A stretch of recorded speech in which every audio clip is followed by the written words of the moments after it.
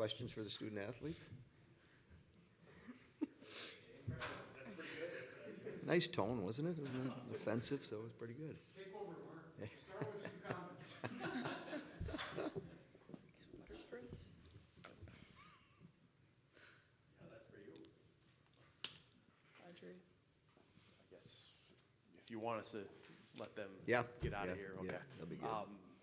I would ask both of you, if you want to both touch on it, just what kind of the anticipation is like now, having had a whole week, having seen that game last night, to know you've got a game tomorrow afternoon, and what that's like. Yeah, I feel like me and my roommates have been talking about how like we can't stop thinking about hockey. Is like really, especially this week. It's really exciting to look forward to it all week, and then it almost felt like we were playing today because normally you play right after. But it's definitely exciting and kind of chomping at the bit to get at it tomorrow. Lacey, is there any additional anticipation on top of that, knowing that this is the last game at LeBron for you? Yeah, I mean, it's the time of year that you want to be here, you want to be at the rink, you want to be playing, you want to have practice on Monday. I know Coach said that right after we finished practicing today, but it's exciting once you get to this time of year. I mean, I'm not really thinking about the end yet because I'm hoping to have 2 more games after this. So obviously it's special whenever we get to play in Levon in front of this crowd. It kind of adds to the entire anticipation and being excited. But I know it's one game at a time now, so we'll just focus on that. Lacey, last week, Coach put you up with Casey and Kirsten, if I'm remembering it right, in Saturday's game. I'm blanking on this now, but I'm wondering, just how easy that is, knowing that you've kind of had this rotation throughout the season, where even in a playoff game, you can jump up with a different line and still be, everyone's kind of still effective in those roles. I mean, Coach could put me at goalie, and I would still do everything that I can to help the team win. So it's really playing wherever. We actually don't want that, though. Don't put me at goalie. We'll keep her in net. But like I said, this time of year is all about the team. Like, everything is going for that win. So wherever I get to play, I'm excited to hop on the ice. Can you explain the headstand last week after the game, too, how that came about? Oh, well, I've been taking a yoga class, and we've actually been practicing our headstands in yoga class. So I saw Bucky doing it, so I thought I would join him. And then I sent the picture to my yoga professor, and he was very impressed with my skills. Bucky has a flat head, though. That's Helmet the secret. on. Yeah. Ava, a couple weeks ago, after your day was over against Bemidji, you're on the bench and something happens. What happened, and how worried were you at that point of you get, Coach was saying, he took her out to keep her fresh and keep her healthy, and things happened on the bench. Mm-hmm. Yeah, it was kind of just because you're a student athlete doesn't mean you're still a human too. Things happen. Just kind of got knocked over on the bench with some before the period antics, and I probably would have been better off to stay in the game, but you can't know that, and he's always doing what he thinks is best, and part of it, but feeling much better after it, so not too worried about it.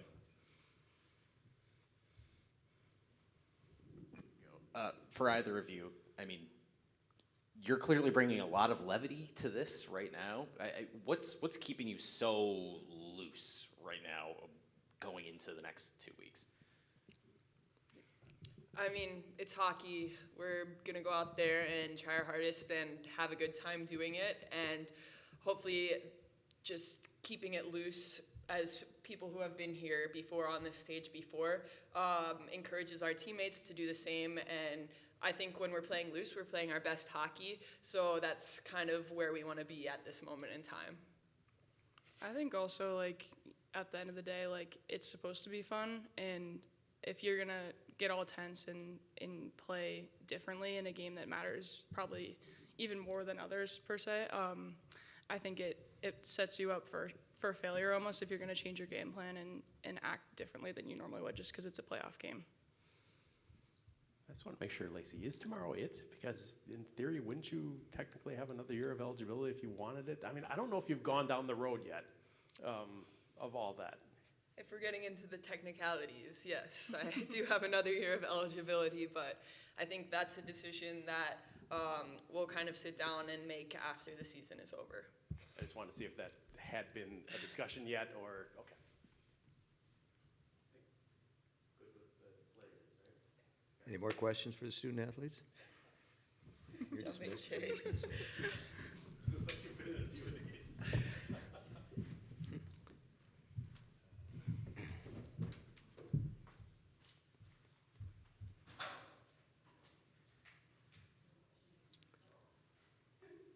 It's got to be kind of comforting having that atmosphere with the group, right? I mean, you talk about playing free a lot.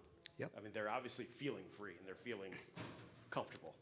Yeah, and that's, it brings a smile to my face that, things that we talk about, and as you prepare for, different games throughout the season and you get to the end of the season and, the magnitude of the game increases and, as Lacey says, if you can get into that space where all these outside distractions maybe coming to you individually or maybe coming into the team with all the different awards and things that the players have, got recognized up to this point.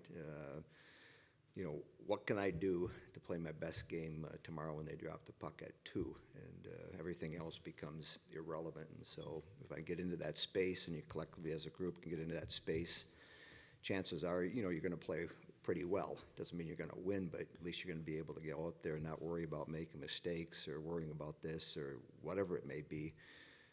Put a smile on your face. For some of the seniors, it'll be their last time to play at LeBon, and they may never get an opportunity to play in front of those crowds again. And the encouragement, there'll be a lot of energy in the building, and so it'll be a fun afternoon for everybody. And hopefully, collectively, we can get into that space. All right, Mark, what if anything stood out from you or to you watching the game here last night?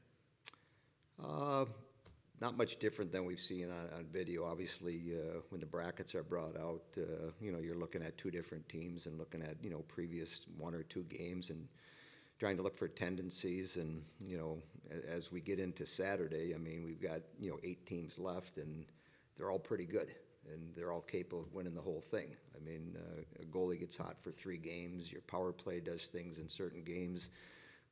It's 9 periods of hockey for a couple of teams, and if you're able to play better than that team you're playing against in that particular setting, you have a chance to win it. So everybody's excited. I'm hoping that playing at LeBon creates some excitement for us and some energy that will help us play downhill. With the way that they have a couple of blue liners who can score the way that they do you feel like it gives you something of an advantage knowing, your forwards, your defenders are going up against something like that every day in practice with KK? Yeah, I mean, they got some good weapons. They've got some good lines. Their goaltender's playing well, and they're probably saying the same thing about us. And when we played Minnesota last week, or we played Duluth, or we played Ohio State, those are the conversations you're having. And who can get out on this, this stage and this platform and let all those distractions go and play up to their capabilities. So, my big thing when we get involved in these games is, can we play up to our capabilities? Or are we nervous? Are we doing things that we haven't seen all season? And if at the end of the game tomorrow, we've played up to our capabilities and we've played well, that's sufficient for me.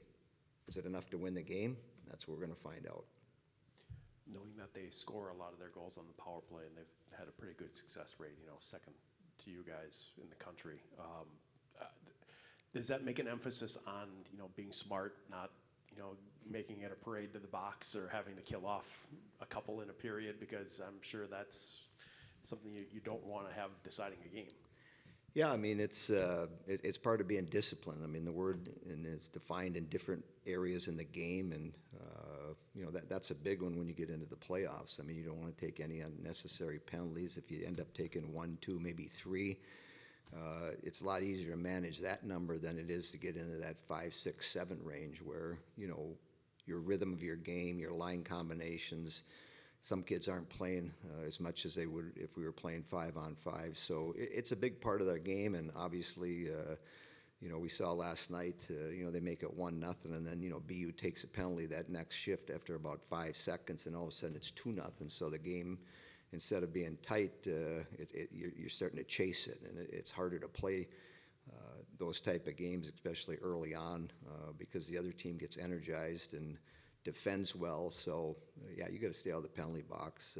We've talked about it, and we're not very much of a penalized team in most games, and so, yeah, that's a big part of it. And if you can, stay out of the penalty box, if you take 1 or 2 and you kill those off, then it makes it a little bit more challenging for the other team to maybe score some goals in those 5-on-5 situations.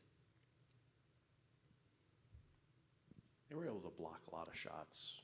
Clarkson was, the shots that came from the top of the zone, especially in the third period last night. I know that's something that you've had happen to you a lot. I don't know if there's something you reinforce to say, take that extra step, make a move to try and avoid that, or keep them kind of moving to maybe get that first layer through.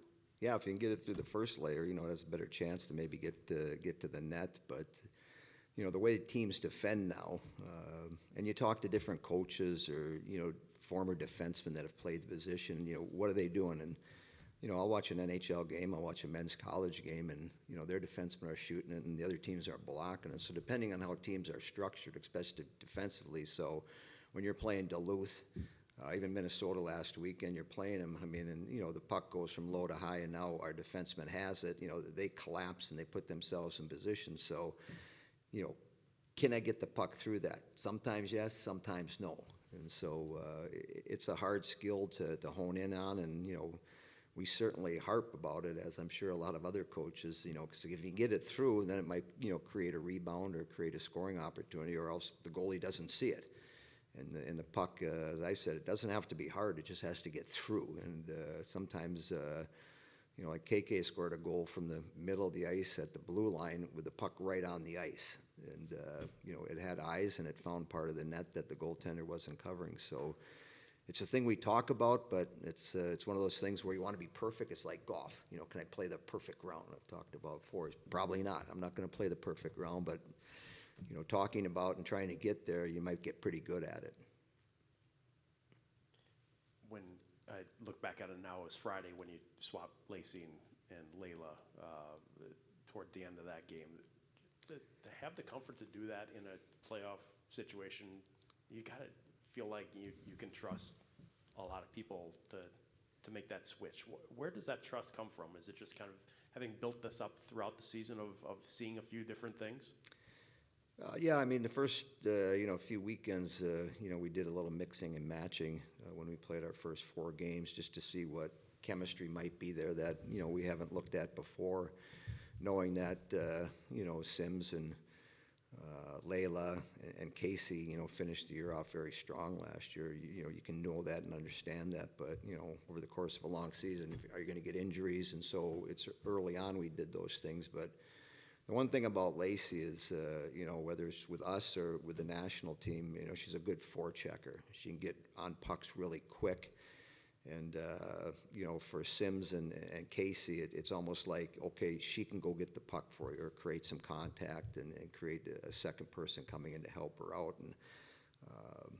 And so you look at different things, then who are you playing? Who are you going to match up against? And that's another, component that goes into it. And, it'd be no different than tomorrow's game, what we see in the first 8 or 10 minutes or the first period. We might need to adjust something. I don't know. But, it's like you're watching the game and what's working. And so coaches are no different. It's like, okay, what's working, that's what's not working. And, there are some things that we thought when we played Minnesota that we could do if we moved Lacey up there that would help out. And, what ended up happening was, Layla and Kelly and Cassie, they had a good game. They played really well, and they've played well before. So you make adjustments on the fly, and like any business, some nights they work really well, and other nights everybody's asking you why you did it, and it didn't look very good, and that's what we do. So But I'm not going to play Lacey at goalie next year if she comes back. I may play Layla back there just to give her an opportunity now. She's played all different forward positions. She's played defense. Stick her back there for a period and see how she does. It's like the baseball player who played every position, all 9 positions in a game, right? Yeah. She can do that in a game. Unique experience, and so we'll see how it works in practice, and then we'll get back to you and see how it might evolve. Any more questions for Coach? Okay, thank you.